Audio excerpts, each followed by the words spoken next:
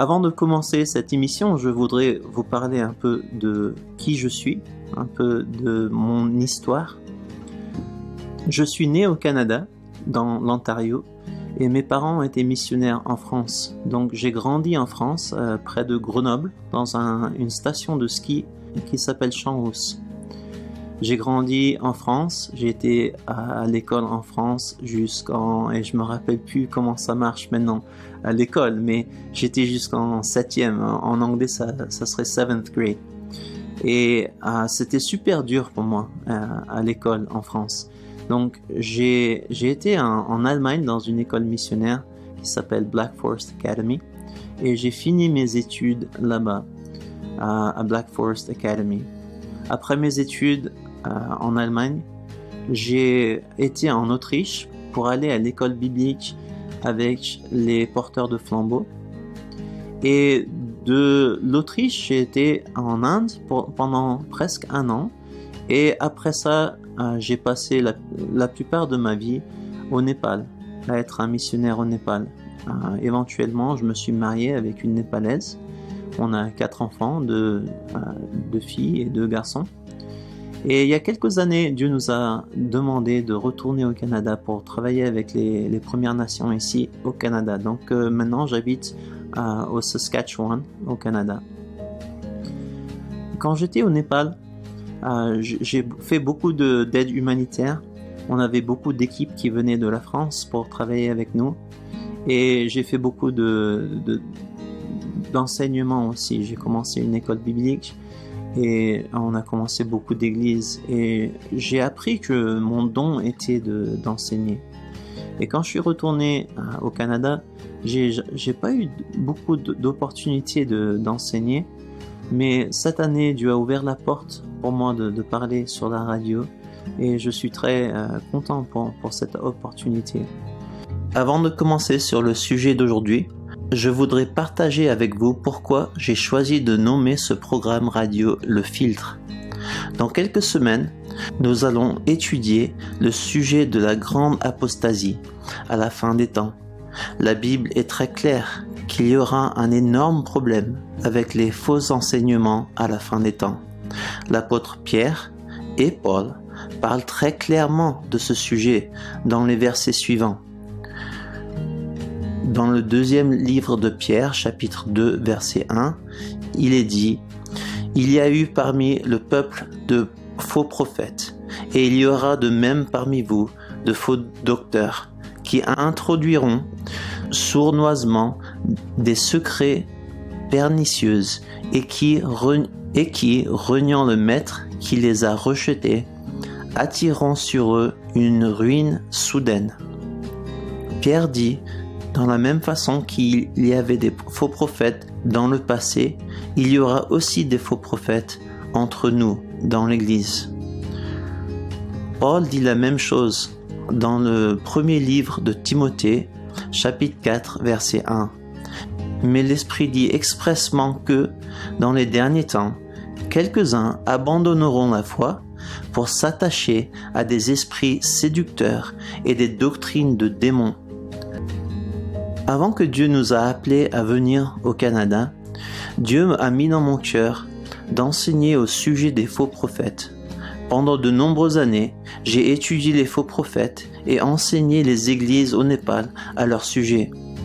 Effectivement, une fois que des routes ont été construites dans les endroits où nous avons implanté les églises, la fausse église est arrivée avec sa richesse et ses mensonges. Heureusement, Dieu avait préparé nos églises pour la venue de ces hommes. Lorsque je suis retourné et déménagé au Canada, je n'étais pas préparé aux faux enseignements que je trouverais dans les églises dans lesquelles j'avais grandi, et même parmi mes amis. Je comprends maintenant que Dieu m'y a préparé plusieurs années en avance. La Bible nous dit de tester chaque esprit et nous avertit encore et encore d'être vigilants, car des nombreux trompeurs viendront parmi nous. Écoutez ce que l'apôtre Jean dit, premier livre de Jean, chapitre 4, verset 1. « Bien-aimés, n'ajoutez pas foi à tout esprit, mais éprouvez les esprits, pour savoir s'ils sont de Dieu, car plusieurs faux prophètes sont venus dans le monde. L'une des choses que nous enseignons aux étudiants à l'école biblique au Népal est de tester tout ce qu'ils entendent, y compris de tester avec l'Écriture tout ce que nous leur enseignons. La Bible nous a été donnée comme un filtre. La Bible filtre la vraie doctrine et la fausse doctrine, et c'est le seul outil que nous est donné qui ne change pas. Certains d'entre vous diront « Pourquoi dites-vous que c'est le seul outil ?» La raison pour laquelle je dis que c'est le seul outil qui nous est donné est que la plupart des faux prophètes prêcheront leurs mensonges en prétendant que ce qu'ils disent vient du Saint-Esprit. Bien sûr, le Saint-Esprit aide les vrais chrétiens dans leurs études de la Bible, mais nous ne pouvons pas faire confiance à tout ce qu'ils enseignent au nom du Saint-Esprit. Les faux prophètes viendront à nous avec les doctorats. Ils viendront à nous avec des prophéties incroyables, des signes et des prodiges. Ils viendront à nous avec richesse et renommée. Comment les gens simples naviguent-ils dans l'enseignement de tels hommes? Ils sont impressionnants dans tout ce qu'ils font. La seule chose sur laquelle nous devons compter est la Bible pour filtrer ce qui nous est dit. Nous ne faisons pas confiance en leurs éducations, à leur renommée, à leurs signes et à leurs prodiges, ni à leurs visions et à leurs rêves, à moins qu'ils ne soient fondés sur la parole de Dieu. Quand je suis allé au Népal pour la première fois, nous utilisions de grands filtres à eau pour l'eau potable. Ces filtres étaient 2 seaux, l'un au-dessus de l'autre, avec une bougie au milieu qui filtrerait l'eau sale que nous mettions dans le haut et ne laisserait tomber que de l'eau propre dans le 2e seau. Ce type de filtre n'a été trouvé qu'à Katmandou et n'était utilisé que pour des étrangers. Lors d'un de mes voyages de l'ouest du Népal à Katmandou, le bus de nuit dans lequel j'étais s'est arrêté dans un restaurant au bord de la route pour que tout le monde puisse manger. En plus de notre bus, 2 autres bus se sont arrêtés. À ma grande surprise, il y avait un filtre à eau dans ce restaurant. Encore plus surprenant pour moi était la vitesse incroyable avec laquelle les employés du restaurant versaient de l'eau dans ce filtre. Ils remplissaient des bocaux à eau et les distribuaient aux invités. Mon filtre à ma maison a pris des heures pour filtrer un seau d'eau. Et j'ai été étonné de la quantité d'eau qui a traversé ce filtre particulier en très peu de temps. Je suis allé jeter un coup d'œil à cette technologie étonnante, pensant que je voulais en acheter une comme ça. Mais quand j'ai inspecté de près, j'ai découvert qu'il n'y avait pas de bougie filtrant dans le filtre, mais seulement 2 trous à travers le seau supérieur. Le commerçant de ce restaurant nous a trompés. Pendant tout ce temps, nous pensions recevoir de l'eau pure, filtrée. Mais le fait est que nous buvions l'eau sale de la ville. Les faux prophètes sont à peu près les mêmes que ce commerçant. On dirait qu'ils sont avancés. On dirait qu'ils se soucient de notre santé et de notre bien-être. Mais ils nous nourrissent avec de l'eau sale. Il est important pour les chrétiens d'utiliser le filtre que Dieu leur a donné, utiliser la Bible et de filtrer tout ce qu'ils entendent.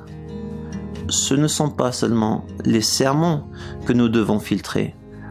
Nous devons filtrer la radio, les voisins, les enseignants à l'école et toutes les autres choses que nous entendons dans notre vie. Bien que je n'ai pas l'intention de parler beaucoup des faux prophètes et des faux enseignements dans cette émission, j'espère que ceux qui écoutent comprendront ces sujets à fur et à mesure que nous étudions la Bible. Et j'espère également qu'ils filtreront tout ce que j'enseigne également. Et je vais commencer à enseigner tout de suite dans un enseignement qui est super dur. C'est un enseignement de la fin des temps et du livre de l'Apocalypse. Quand j'étais jeune, on parlait beaucoup de la fin des temps dans les églises. Même en France, je me rappelle des livres et des pasteurs qui y parlaient. Et on comprend bien que dans ces années-là, il y a des années, il y avait les guerres mondiales. Et aussi, il y avait une chose qui s'est passée en 1948 qui était super importante. Israël était devenue une nation en 1948 et l'Église a pris ça à juste titre comme un signe de la fin des temps. Malheureusement, de nombreux faux prophètes ont commencé à fixer des dates et des heures sur les événements de la fin des temps. Et parce que ces prophéties étaient fausses, l'Église s'est désintéressée de ce sujet. C'est vraiment dommage que l'Église ne parle plus de ces choses, parce qu'on devient en plus près de la fin des temps. L'Église n'avait pas tort de prendre ce qui s'est passé en 1948 comme un signe de la venue des fins des temps. Je pense pas qu'ils avaient tort, ils avaient raison. Mais le problème, c'était qu'ils ont commencé à mettre des dates sur ce qui allait se passer et ces dates continuellement étaient fausses. Et donc ça a dégoûté un peu l'Église de ces prophéties. Et il y a beaucoup d'églises maintenant qui ne veulent plus parler de ces choses. Ils ne veulent plus parler de l'Apocalypse. Mais le sujet de la fin des temps se trouve partout dans la Bible. Et particulièrement dans l'Apocalypse. Le livre est complètement donné à l'Église pour qu'on sache ce qui va se passer dans la fin des temps. C'est un problème énorme que l'Église ne veut plus enseigner ces choses. Commençons aujourd'hui par un bref aperçu de la fin des temps qui nous est présenté dans le Nouveau Testament.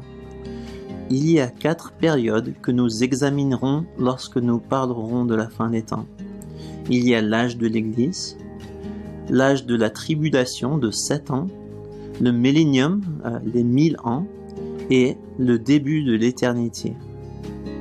Aujourd'hui, je ne vais pas vous donner des versets, mais je vais vous donner un aperçu de ces 4 temps qui va venir. Dans les semaines qui viennent, je vais vous donner plein de versets pour vous montrer que ce que je dis est biblique. D'abord, je veux parler de l'âge de l'Église. L'âge de l'Église, également appelé l'âge des nations par Jésus, ces 2 termes ne décrivent pas la période exacte, mais ils sont assez proches pour nous donner une compréhension de cet âge. L'âge de l'Église a commencé lorsque le Saint-Esprit est venu le jour de Pentecôte. Cet âge se terminera lorsque le Saint-Esprit, celui qui retient l'Antichrist, sera enlevé vers la fin. Cet âge se terminera quand Jésus viendra enlever son Église de cette terre. Cet âge n'a pas commencé un seul jour, au jour de Pentecôte, parce qu'on peut comprendre quand on étudie la Bible que les apôtres avaient le Saint-Esprit soufflé en eux avant le jour de Pentecôte. Donc l'Église était déjà en train d'attendre le jour de Pentecôte, attendre cette puissance qui allait venir sur eux, le Saint-Esprit qui allait être sur eux. Donc l'âge de l'Église n'a pas commencé un seul jour, mais a été démarqué par plusieurs étapes. La fin des temps va être de la même façon. Elle va être démarquée par plusieurs étapes. Cet âge est aussi appelé le temps des nations par Jésus. Cette époque a été prophétisée par Jésus et elle a commencé en 70 après Jésus-Christ, lorsque les Juifs ont dû fuir Jérusalem. Quand les soldats romains ont venu à Jérusalem et ont détruit le temple, les Juifs ont dû fuir leur nation, comme Jésus a dit. Et pendant des centaines d'années, les Juifs ont dû vivre dans d'autres nations. Ils ne pouvaient plus vivre sur leur terre. Ils ne pouvaient plus aller au temple, comme était commandé par Moïse. Leur temple a été pris. Mais à la place du temple à Jérusalem, Jésus a tourné son attention des Juifs aux nations. Il a commencé à construire une église, à construire un autre temple dans toutes les nations. Mais à la fin de l'âge de l'église, Jésus va venir pour son église, les emporter au ciel et tourner son attention une fois de plus à la nation d'Israël. De nouveau, il y aura un temple à Jérusalem, mais dans ce temple, l'Antichrist va venir et se déclarer Seigneur. Le temps des nations prendra fin à l'enlève de l'Église, mais elle a été annoncée lorsque les Juifs retournèrent dans leur pays en 1948. Ils sont revenus et nous pouvons donc à juste titre penser que l'âge de l'Église et le temps des nations touchent bientôt la fin. Bientôt pour Dieu n'est pas toujours ce que nous considérons bientôt et nous ne devons pas mettre des dates à ces événements. Enfin, je crois que l'âge de l'Église peut aussi être appelé le temps de la grossesse. À la fin de ce temps viendront des douleurs de l'accouchement, de plus en plus sévères, avant le début de la deuxième période. Ces douleurs de l'accouchement nous ont accompagnés tout au long de l'histoire de l'Église, mais elles s'aggraveront à mesure que nous approchons de la fin. L'âge de l'Église est évoqué dans le livre d'Apocalypse, chapitre 1 à chapitre 7. Et après cet âge vient l'âge de la tribulation, 7 ans de tribulation. Jésus a servi dans ce monde pendant 3 ans et demi sur terre. Satan aussi va être donné 3 ans et demi à régner sur la terre. Le temps de la tribulation est un temps de punition pour ce monde. Premièrement, Dieu punira le monde en leur donnant le roi qu'il désire, Satan lui-même, l'Antichrist.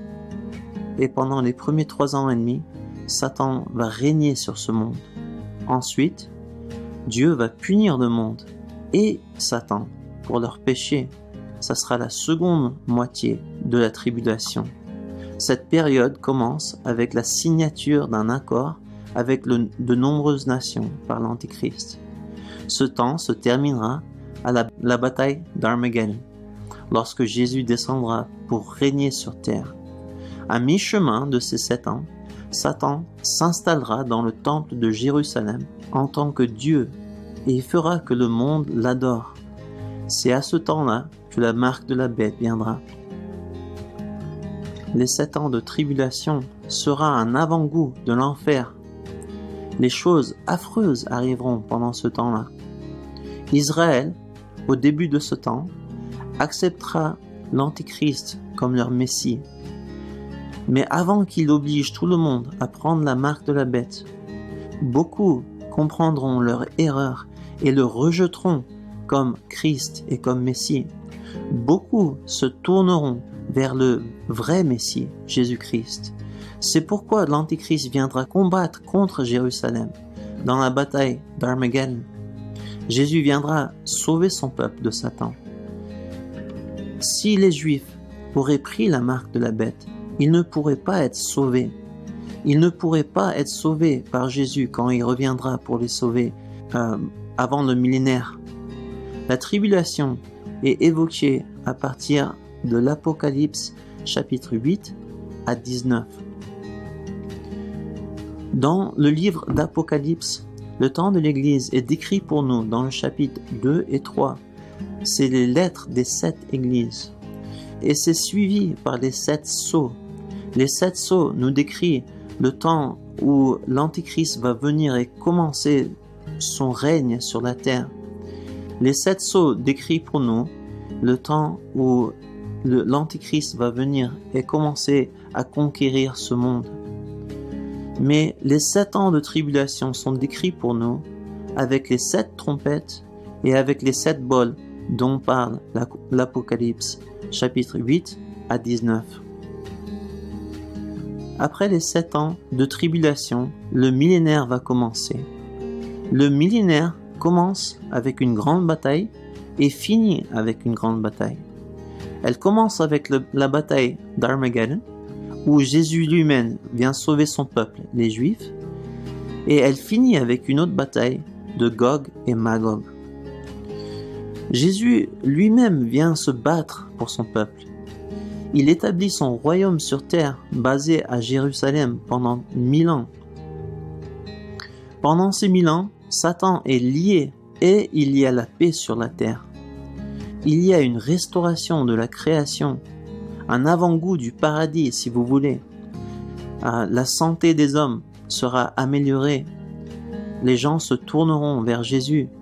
C'est alors que le vrai réveil viendra sur terre. Pendant le millénaire, beaucoup de nations se tourneront vers Jésus. C'est alors que le vrai réveil viendra. C'est pas pendant l'âge de l'Église.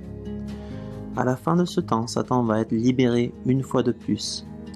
La méchanceté des hommes est montrée encore par Dieu, car même s'ils avaient la paix pendant 1000 ans, ils se tournèrent contre Jésus une fois de plus, et ils viendront l'attaquer dans la bataille de Gog et Magog.